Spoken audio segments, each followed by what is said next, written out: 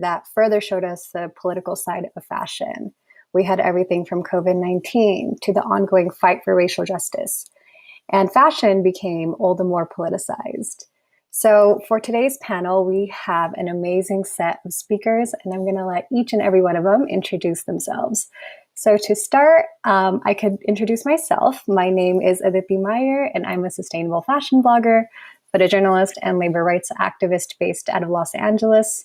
My work looks at the fashion industry through a lens of intersectionality and decolonization. Beyond my work online, I am a journalist, and in 2022, I'm really excited to be heading to India for a year as a National Geographic Fellow, where I will be spending 1 year documenting the social and environmental impacts of India's fashion supply chain. And now I will pass the mic to BUKI. Hi, I'm really happy to have the conversation with you. So I'm BUKI. I'm the founder of the sustainable fashion brand BUKI AKOMOLAFE. I studied fashion design here in Berlin and founded my label in 2016. My heritage is, my father is from Nigeria and my mom's from Germany. So I grew up in between two different worlds. And that was always a topic for me in my life and a topic during my studies. And after finishing my studies, I realized that I want to dive in more and more into this topic, living between two identities and also linking it up together. So I founded my label. And yeah, my work is actually the expression of both identities. And my mission is to build bridges between two different worlds and to have an exchange between them. Thank you, BUKI. Next, Dani, why don't you introduce yourself? Hi, my name is Dani Coyle, aka Intersexy. I am an intersex digital artist and content creator. All of my work kind of focuses on raising awareness and advocating for and empowering and bringing joy to the intersex community, the wider queer community as well, but especially the intersex community, because we're so often at the bottom of the pile and forgotten about. In fact, so many people don't even know what intersex means or that we even exist. My work is all about trying to combat that and creating work that's really democratized and accessible so that everybody's parents could understand it and get behind it and sort of learn how they can be the best intersex ally or queer ally that they can be. And a lot of the time, intersex narratives are extremely medicalized. And with my work, I really try and put a bit of fun into it, a bit of pop, like just so it isn't so dreary, because so many conversations about our issues can be so, they're so important, but they're so disheartening sometimes. So my work, I really wanted to show the other side of that and really champion intersex joy. So yeah, that's kind of what my work is about. Amazing. And last but not least, ARIANE, can you tell us a little bit about yourself? Hey, everyone. I'm so grateful to be part of this talk today. I'm ARIANE Pieper, and I'm Berlin-based, and I'm advocate for fair fashion. I really love fashion, but I never understood how one can enjoy fashion when it's not fairly and ecologically produced, when somebody else has to suffer at the end of the supply chain. So I told myself I want to love and continue to love fashion, but I want to do better. And I think knowledge transfer is super important on this topic. It's an emotional topic, and you have to educate, talk to people, always keep the dialogue going on. So my work is, on the one hand, a lot about education, going to schools, universities, but also just giving talks. And on the other hand, I'm country coordinator for Fashion Revolution Germany since now 4 years, but I'm part of the founding team here in Germany of Fashion Revolution. And it's a pleasure to be part of this global campaign and see all the work growing year from year and year. And I'm super excited to have this year Fashion Open Studio in Berlin, in my hometown, and see all the designers like BUKI and the other ones presenting their work, how fair fashion can be, how beautiful and amazing. Love it. Thank you so much. So one recurring theme that I've seen in your introductions alone is how your work intersects with identity. And we know that fashion intersects with identity, as does activism. So to start, BUKI, I'd love to ask you the question. You mentioned your, hyphenated identity informs your work. I'd love to hear a little bit more about that and how you balance those two worlds, and how that translates to the work that you create. Yeah, so for me, I was like, somehow I always felt kind of lost, because when I was a teenager, I spent my childhood in Nigeria and in my teenage years in Germany. And I was always, when I'm in Germany, I'm always the black girl, and in Nigeria, I was always the white girl. So I never felt kind of whole. And during my studies, when I started to work with textile, and I was connected more and more to my heritage, and also linked both heritage together, also the way of working, because I did one internship also in Nigeria and realized how people work totally differently there compared to here in the fashion scene. But for me, I felt so comfortable with the way they were working. And it opened up a total new dimension for me. And I realized, okay, I can link both different, kind of extreme different worlds together, and make a fusion. And that's my language now. And also in my fashion, it's always, my work is an expression of two different kind of contrasts, with texture, also with gender. And I linked it up together, and it's my way to express myself. And it's also helping me in forming my identity and supporting others in forming their identity as well. Thank you so much. I think one thing that really spoke to me from that is the idea that fashion can really be a platform to amplify our own personal narratives. And so, DANI, what has your relationship been to fashion, and how do you think fashion can better champion the narratives and identities of the larger queer community? I think for me, it's been not particularly an afterthought. Like, I've always been interested in fashion, but for me, it started off as just not particularly being a tool to express myself, but being a tool to assimilate within a very cis world, and sort of being very aware of my appearance and this kind of thing. I think the one way fashion can become better for the queer community is just becoming less gendered in general. I think we are definitely seeing big strides towards that, but obviously whether they are superficial or whether they are actually going to be changing the structures that oppress people, that is going to be only time will tell. But I really hope that it will have this kind of more lasting change. But as for myself, identity has completely grown with being able to talk more freely about the things that have traditionally brought me shame.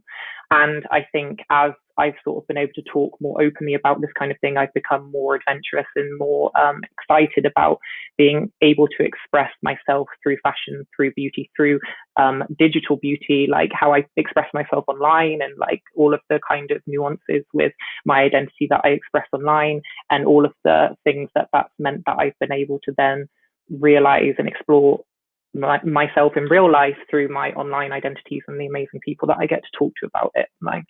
So I don't know if that answered your question. Lots of things, but I hope that was a semblance of an answer. No, most definitely. And I think, the idea of degendering fashion is a conversation that I think needs to be more front and center within the sustainable fashion space, especially because if we think about it, sustainability at its core is about challenging the norm. And we can't just stop at environmental impact or labor, but also how fashion intersects with culture. So for my next question, it's for you, Ariana. And I know that you had previously worked as a consultant for the fashion industry, and decided after that experience that you only wanted to work with the projects that spoke to you on an ethical level. So I'd love to know what that shift was like and what you've seen in the fashion space from your shift specifically to sustainable fashion? I think it was really healing for myself to take this decision because I've seen how fast the fashion world is, also work-wise. We talk a lot about products and the people along the supply chain, and sometimes we forget about the people that work here in the agencies, in the studios, in communication areas, everyone in the companies. There's also quite a lot of pressure. And I've noticed this pressure in my work as a consultant. And I didn't want to be part of it because I noticed that it affects me personally and also with my family life. And I needed more time. And then, lucky me, I was also part of the fair fashion world. And I've noticed that there's a different tone going on. It's a different voice. People speak differently to each other. It's not an against each other. It's on together. We want to help each other. We want to share platforms. I've seen this now in the pandemic, that fair fashion labels they're growing together. They've noticed that some fair fashion labels, they don't have an online store yet. And it's not like they said like, well, yoo-hoo, I have one, you're not. No, it's like, I'm going to invite you to my online store because we want to sell fair fashion and I don't want to see you sink. I want to help you grow. And I think this voice, this atmosphere is a workspace I want to live in. I want to be part of. And this helped me. And I think it's also something I want to share now with my work, share it with others, and also tell the message. You don't have to accept the area you're working in at the moment. You can change it. Everyone can contribute a little step and everyone can make it a little bit better. I love that, the idea of collaboration over competition.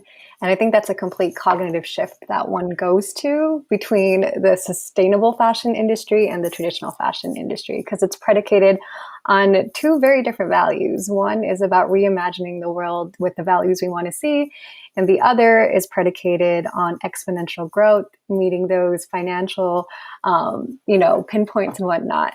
And so we have a lot of different perspectives on this panel. We have a fashion designer, an artist, the Fashion Revolution coordinator, and I'd be curious to know how COVID-19 affected each and every one of your work. We've seen everything from fashion coming to a complete halt, to the nature of freelancing work shifting. So anyone could start, but I'd love to hear how the past year has been for each and every one of you. Well, let's start from the campaigning side, maybe. Like everyone, we were faced by the pandemic all of a sudden. It was really, I don't know why we were so blind, but then from one week to the other end was like, okay, Fashion Revolution Week is coming. It's almost April, but everything we planned was physical, in the streets, demonstrations. And we're like, we can't do it anymore. What are we doing? And then we had to shift. And I think it took us a week. And then we had a new idea and came up with a fake web shop, Crisis Fashion.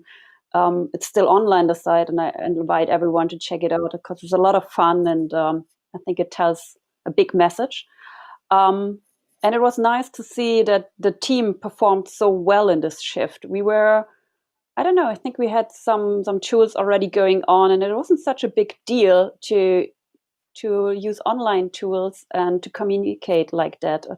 We noticed we have all these modern ways of communication, and we can have a fashion revolution campaign going on. And I'm not talking about only the German team. Internationally, I've seen so many beautiful projects being set up within a couple of weeks, so flexible and spontaneous.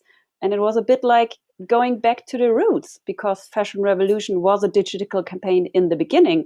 We have as a core activism tool the hashtags "Who Made My Clothes." We asked those in the social media channels. So we were like, okay, let's just go back and do it again all over the media and the internet.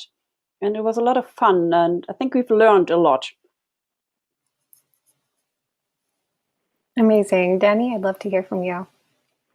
Yeah, I mean, as an individual, luckily, like I'm a digital designer, so I was very much able to maintain my freelance schedule, but just from home. And if anything, I think personally I got busier because obviously everything and everybody was shifting online. In terms of like physical activism, obviously that took a big hit. Unfortunately, like a lot of the groups that I was a part of that met weekly or monthly, we weren't able to do that anymore. And I feel like everybody has really felt that hit of community. Like this is what I mean. The technology is amazing, but it doesn't completely replace interacting in real life, especially when you like your chosen family, especially in the queer world, like when your chosen family are often your family, and so many people don't get that acceptance from the people that they live with, and then suddenly having to be inside all the time because of COVID, it puts a lot of people in very dangerous spaces, and then you obviously don't have the physical connection to the people you would like to be around.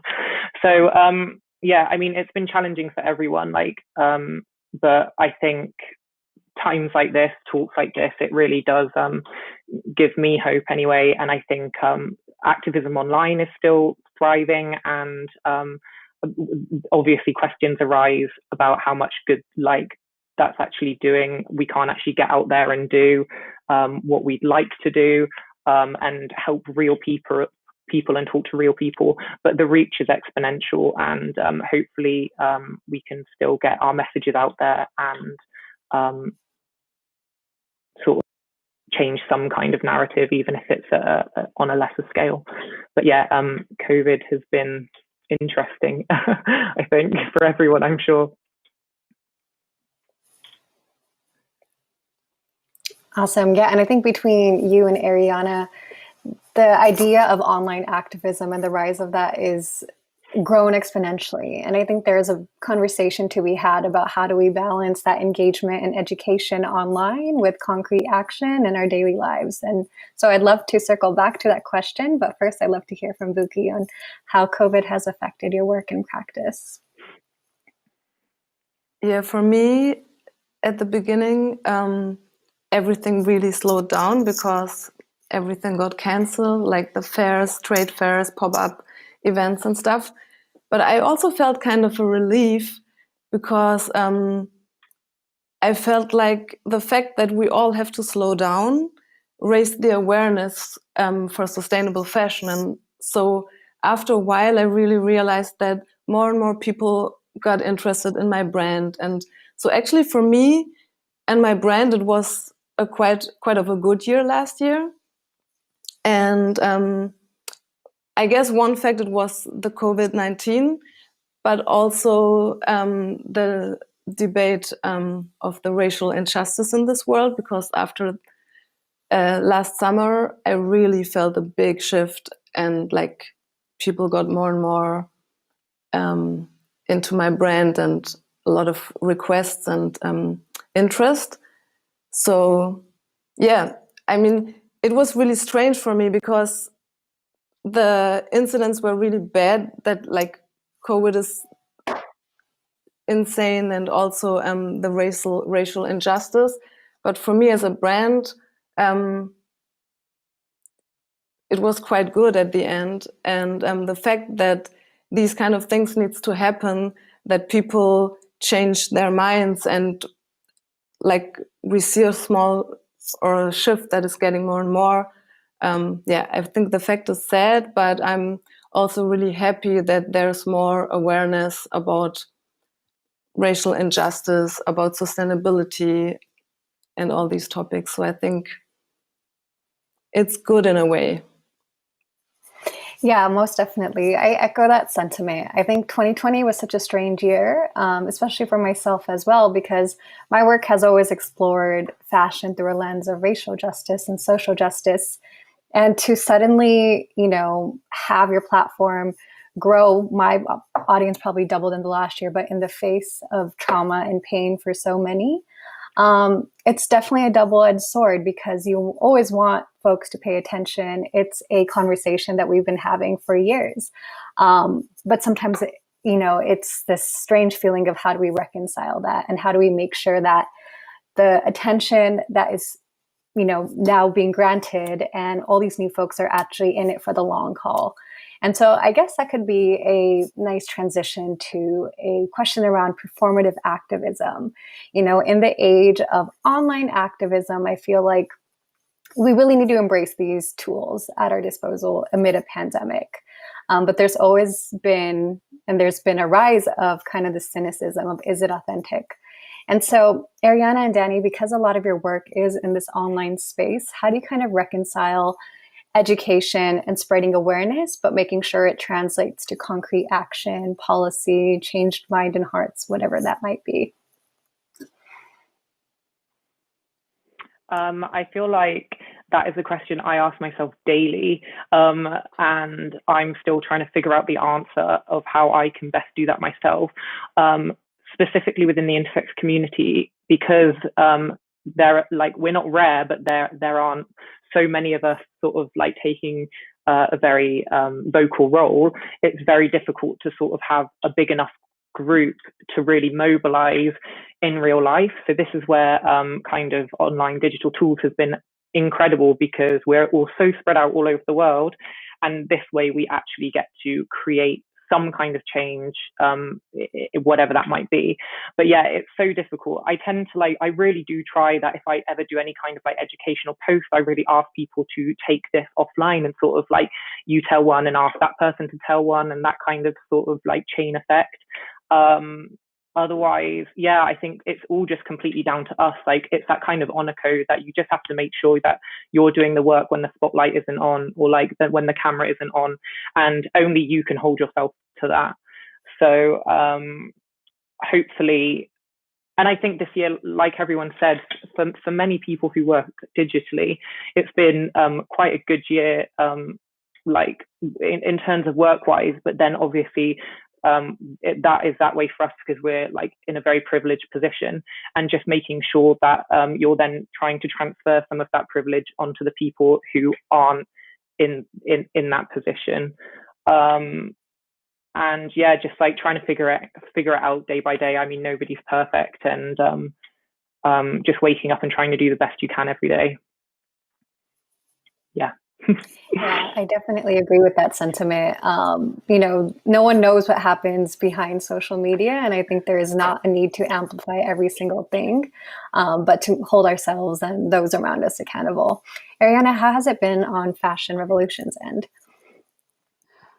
Definitely difficult as well. I mean, it's so hard to really build a relationship between this online campaign that is mostly happening on channels like Instagram, where young people are just scrolling through, and you have no idea who's on the other end and what is the emotion that you're awakening with some pictures. So we try our best to set impulses, to send us messages, and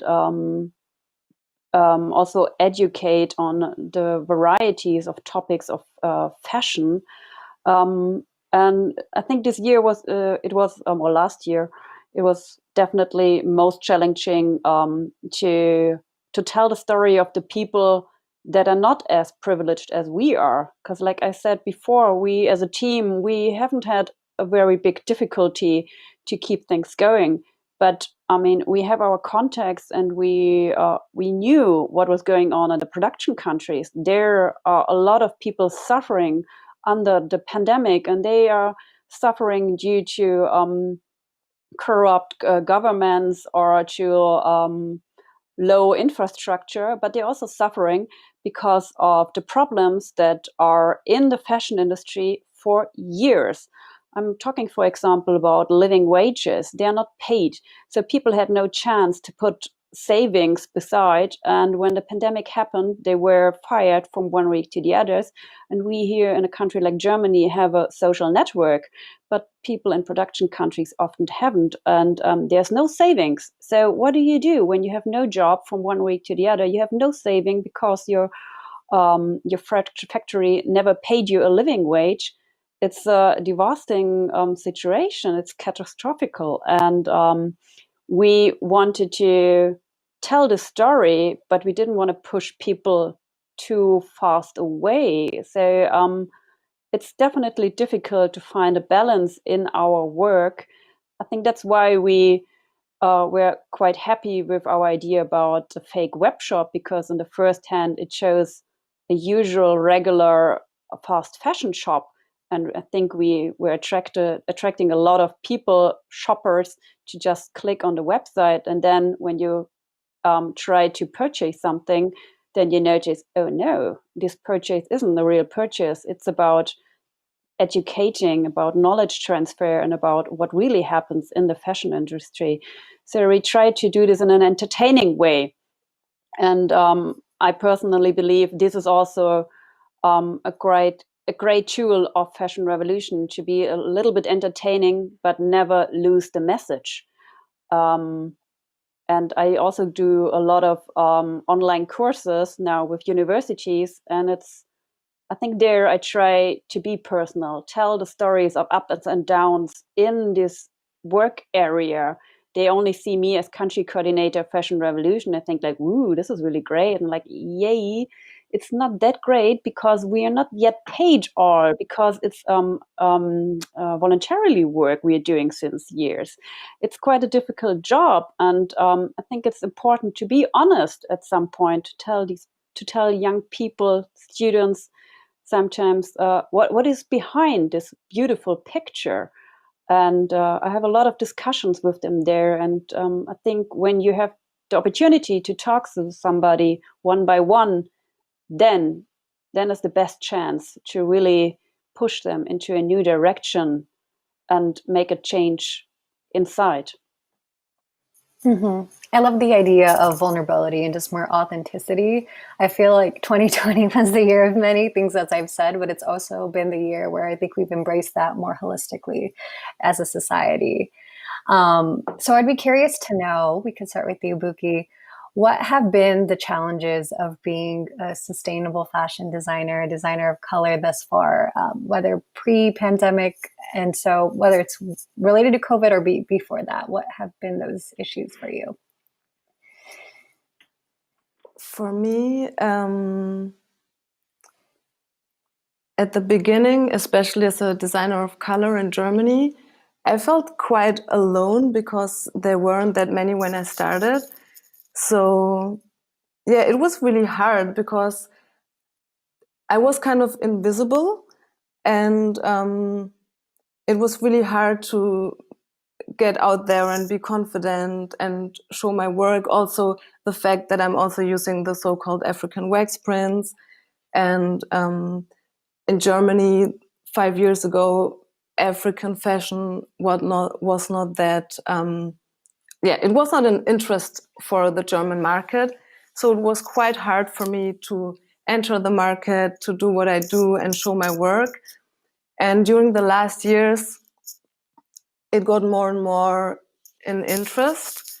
And also, I met Beatrice. She's the founder of a platform, Fashion Africa Now, here in Germany. And she organized an event, I think 3 years ago, where she connected designers of the diaspora and also designers from the continent. And she brought us all together to Hamburg, and we had an event together. And that was actually the first time when I felt empowered and I felt kind of home in the fashion scene.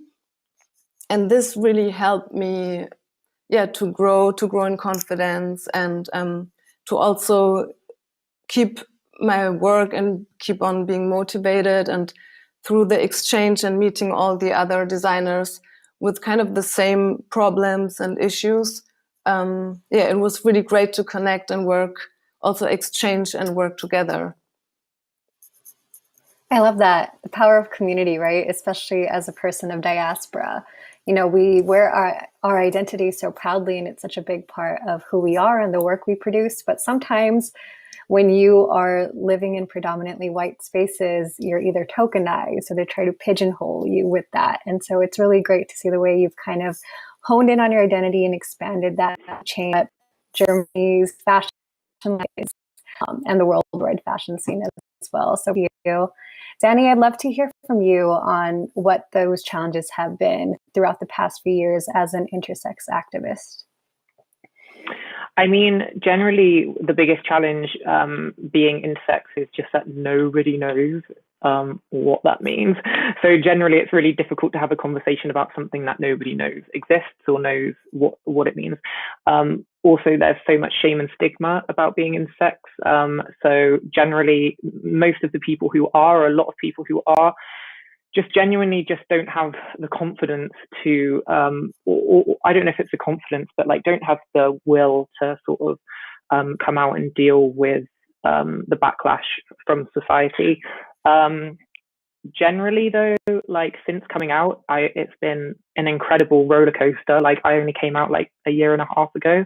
And since then, like I have done so much incredible work with such incredible people. And it's been really incredible. And so much of it has been with fashion brands, and some of the stuff that I'm most proud about has been with fashion brands. So they've been really open, but again, in the same way, like sometimes it can feel quite tokenizing. Like I've had people message me sort of being like, oh, we need an I, like we've got the LGBTQ, so we need an I. And it's a bit like, okay, cool. Like, and you're on set and obviously everybody doesn't know like what you're there for. Everyone's sort of tiptoeing around like what pronouns to use. Like there's only male and female bathrooms. Like, so at the same time, like obviously getting booked for work is incredible, but you have to really look a bit deeper and think, okay, well, I'm sort of being the face of your brand here, and actually, is this just surface level?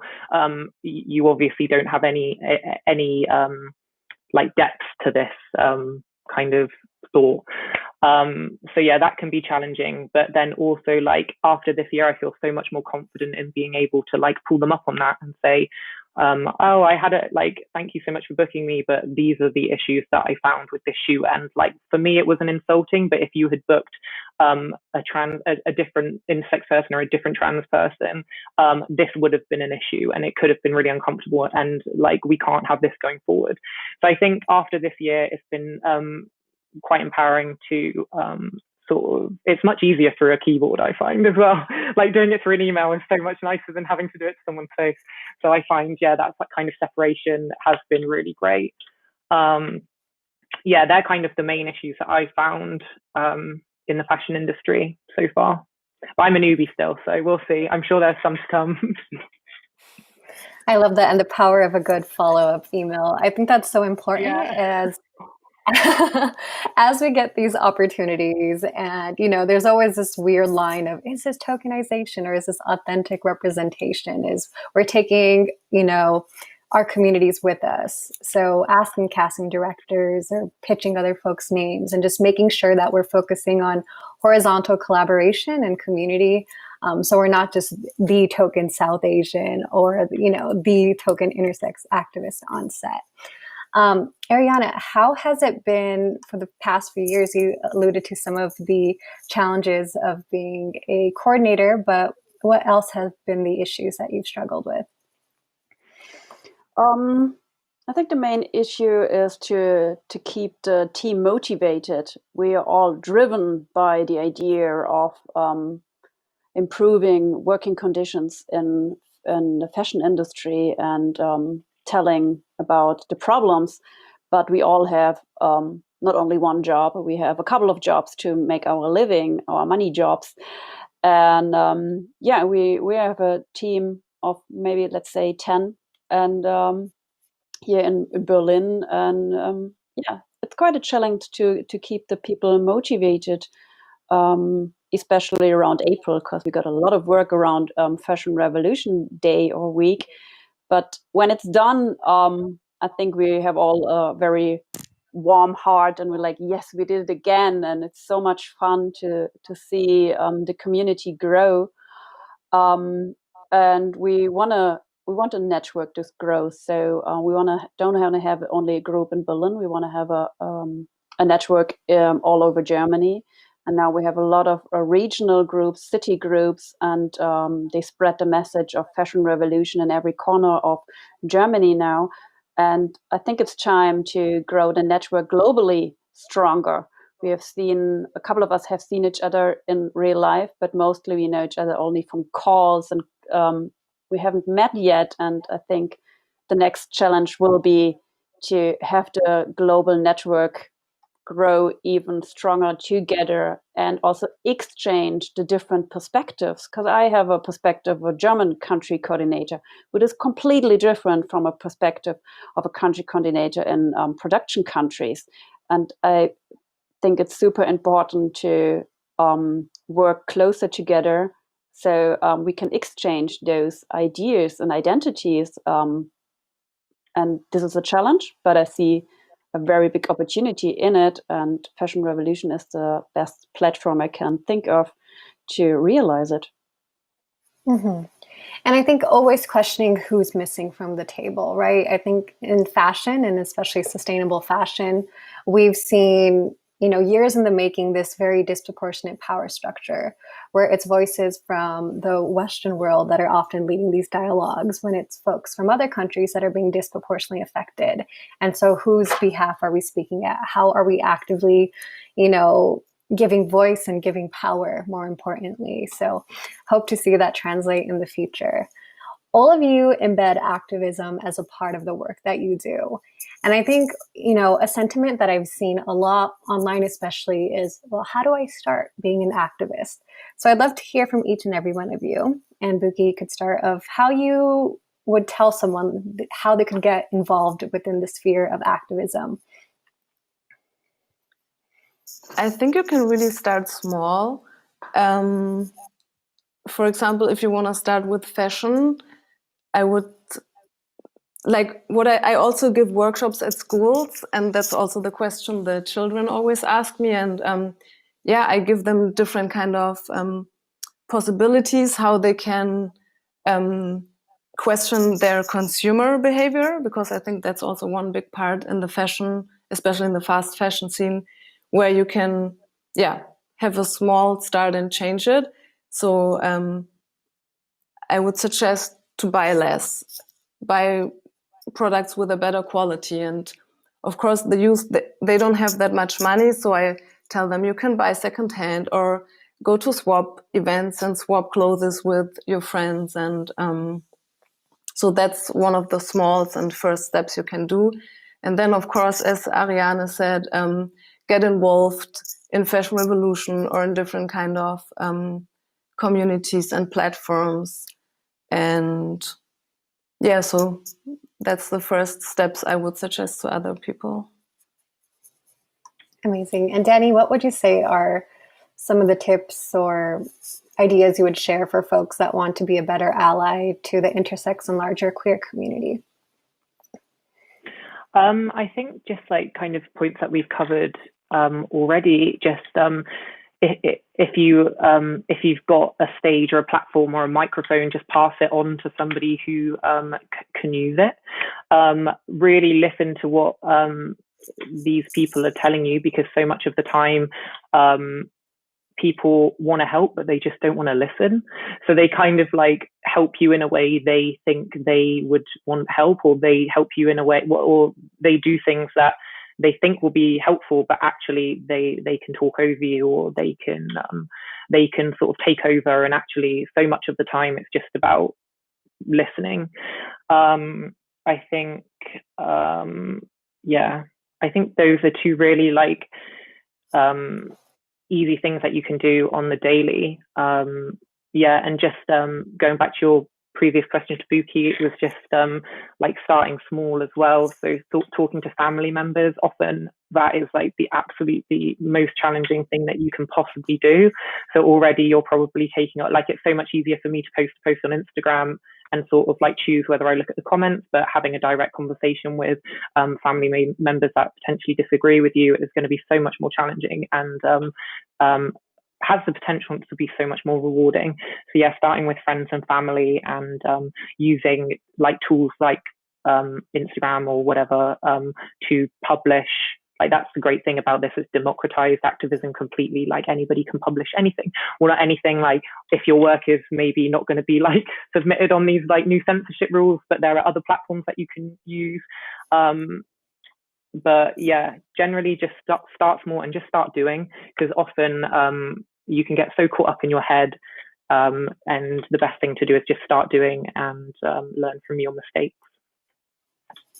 Yeah. Love that. Love the idea that you also noted about divesting from the savior complex. I think that's something we can leave behind as a community of activists, is no one needs to be saved. We need to kind of interrogate the conditions that make it so they lack voice in our current society.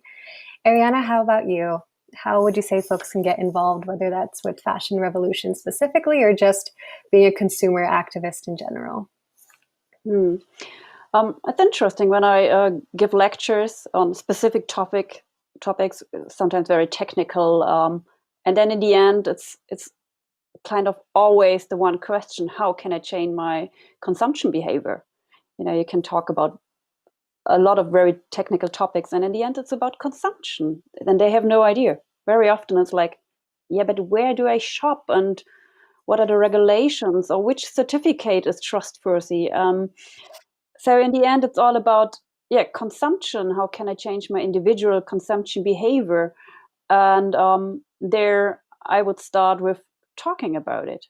Go to your friends, ask them how they shop, and if they have an idea where a shop is that sells locally, fairly produced, ecological clothes, and don't be shy. Be honest in those talks and tell the doubts, but also give ideas. I think it's super important to continuously talk about it with family, of course, but also with friends, and keep doing it and start small. If you want to change from one day to the other on 100%, you will fail for sure, and then you're frustrated. And to get out of frustration again is so difficult. I think everybody knows it. So I always tell everyone, start step by step, and maybe look at your wardrobe and check if you really need this new clothing you have in mind, or maybe you have it in a different color already in your wardrobe. And this is already the first step: less consumption. And this can easily be done with conscious consumption. But in the end, what I want is this individual change, of course, but I also tell we need a institutional change, because the individual change is important, but the impact is unfortunately quite small. So we need the industry to change. We need politicians to provide laws, and for this we need the power of the people, of everyone. And so I ask students, for example, to have actions at universities, buy merchandise only fairly produced, go to the universities. Those are easy things, and I think everyone has an opportunity to change something easily, but we need to start, and we need to start honestly yesterday. So it's really time to do something. I love that you brought that up, because that was my next question. I feel like a lot of the narrative around changing the industry focuses too much on the consumer. And that's not to undermine the, power of conscious consumerism or not consuming. But again, as you said, we need to kind of acknowledge the beast that is the industry. So BUKI and DANI, I'd love to hear from your perspectives. How do you think we can change the industry from the fashion perspective or the production perspective? And BUKI, you could start if you'd like. Yeah. I think, for me personally, I want to be an example, of course, but as I'm still a small brand, I know that I don't have this kind of big impact. And I think, as Ariane said, what is really important is that there needs to be some laws, that the big companies, we need some restrictions and more transparency to know what's happening in the whole supply chain, because that's one of the main problems. And all the small labels, we really try and we do what we can, but it's important on the bigger level that this needs to be regulated. And in my opinion, I think it's only possible with laws, because it would be lovely if the big companies would do it by themselves, but as long as they only look after their profit, they won't. So yeah, we need laws. Totally, yeah, I completely agree. I think like the kind of people that I engage with online and sort of are within my community, the world was not built by them or for them, and neither was the industry. So I mean, it's a nice idea that we can sort of like, I think we need to demand change from higher up, and like you said, sort of demand that the laws be changed, that policy be in place, like be put through, which limits the damaging actions of those who do have the power. Because, like BUKI said, like, it isn't small brands. It's not like queer kids in the suburbs. Like, do you know what I mean? It's like, it's not them at all. So I think just it's so difficult though, because often the people in government are those who we're asking to control, and obviously that's not in their self-interest. So I think then this is when coming back to, on a smaller scale, like sort of grassroots things, and using your smaller digital platform to call for that change, however you can. Yeah. I love that. So we talked a lot about the issues of the current fashion landscape, especially within the last year. But I think a key part of activism and being an activist is having the ability to reimagine what the future and present can look like. So I'd love to go around each of you, and Ariana, you could start this time. And I'd love to hear what you imagine for the future of fashion if you were to make things operate your way. Oh, that's a difficult question. Well, I'm super curious how the future will be, especially also for the campaign of Fashion Revolution, because I believe we just started, and we need to have just to grow the campaign bigger and bigger. What I love to see is that we can provide an even bigger and louder platform for all the beautiful fashion designers out there, because there's such an amazing repertoire of design and creativity that is not yet seen. It's all about the big chains, but the beautiful small designers that are hidden in the alleys of Germany and Berlin, that are not yet out in the mainstream. And I would love to see that Fashion Revolution can provide, maybe with Fashion Open Studio, a platform to those designers, to the diversity of the design, and that also people that are not yet interested in that kind of fashion, that they are opening their heart and try something differently for the first time, and discover that it's much more fun to buy a clothing that might be a little bit more expensive, but then you can still tell the story of this clothing. And I think this is definitely worth the bigger price. Thank you. Dani, I'd love to hear from you next. I think for me, it's completely about making sure that we see more like diversity in the sort of narratives and bodies and identities that we see, not just in the campaigns on the face of the company, but like I want these people being the ones like organizing the teams. I'd love to like turn up on set one day and have like a whole team of like, do you know what I mean? It's not just the talent who's but like the kind of odd one out here. It's like the whole team, and there are people in sort of positions of power. So that would be incredible. Also, just making sure that the kind of positions at the sort of bottom of the food chain are being paid for, to make sure that kids from like working class families can afford to get into the industry, because for so long, like I'm very lucky where I could work for free or for the price of a U-Bahn ticket or the London Tube ticket, but so many people can't. And then I feel like that has completely, all of the opportunity that I've got in my life has been from being able to work for free for a year. When I was coming out of uni, and so many people don't have that luxury. So just making sure that, these kind of jobs like internships and assistant jobs and all this kind of thing are regulated, because the amount of hours that are put on these people is insane, but also paid fairly. Yeah, I'm really glad you brought that up, because I think the conversation around compensation is so important to have. And it goes back to the other conversation of the diversity and inclusion of who gets to speak on behalf of these spaces. Because if you don't come from economic privilege, you're going to be limited in the amount of non-paid work or internships you're able to take on. So I'm really glad you bring that up. I also love the idea of going beyond just billboards, but also boardrooms and everything beyond that and internal to a company.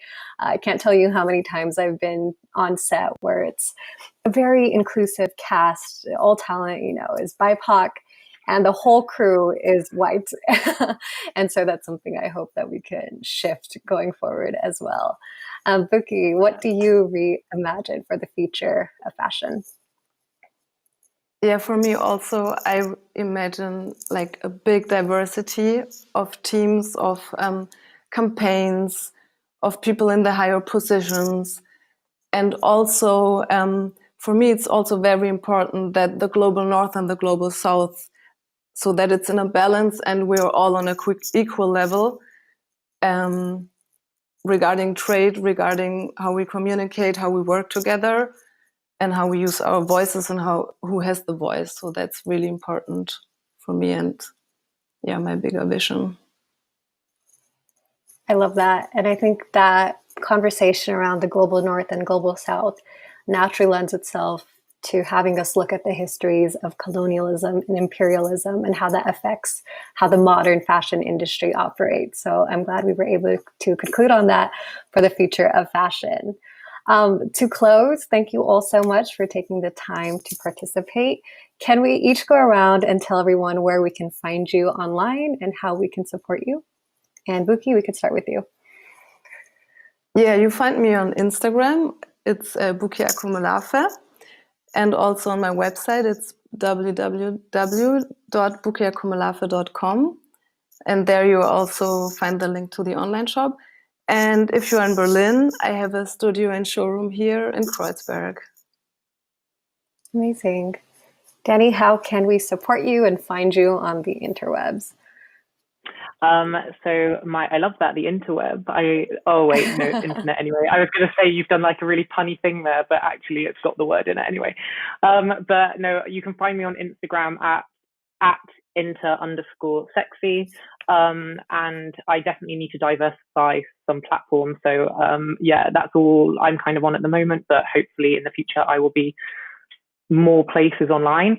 The way you can help me really is just getting the word out there. Please don't message me questions that I've already answered and sort of use the content that I've already made, because it can be so disheartening when you spend so long making content and then everybody messages you like the same question, and it's really disheartening. So just use the content that I've made, share it, like it, talk to your parents about what intersex means, talk to your friends. If you tell somebody and they tell someone, it's a ripple effect, and it will make a big difference. Awesome. And Ariana, Adrian, I'm so sorry. Where can we find your work online and how can we get involved? You can best find us on Instagram, for example, fashred_DE for the German team, or fashref for the global team. And our German activities are also displayed on future.fashion, our website. And of course, fashionrevolution.org.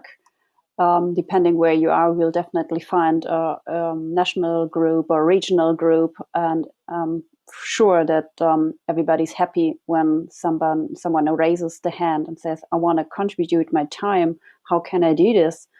And if you want to do it from home, just keep asking the simple question, who made my clothes?